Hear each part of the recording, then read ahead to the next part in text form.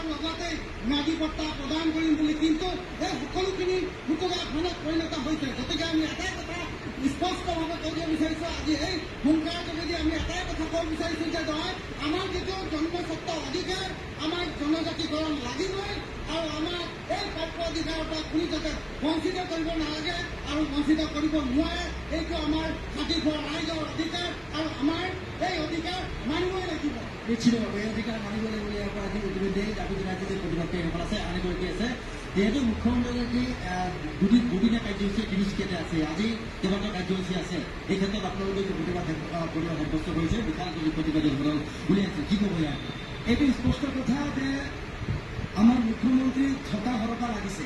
তেখেতে গম পাইছে তেখেতৰ গাদীৰ ভৰসা নাই, সেইকাৰণে আজি ৰাজপথত আমি ওলাই আনিবলগীয়া বাধ্য হৈছোঁ। আজি আদিবাসী সমাজ, চাহ জনজাতি সমাজ, আমাৰ অসম চাহ মজদুৰ সংঘ আৰু আদিকে যিমান আমাৰ জনগোষ্ঠীয় সংগঠন আছে সকলোৱে ওলাই আহিছে। একেটা আমাৰ ডিমাণ্ড আছিলে, আমাক জনজাতিকৰণ দিয়ক,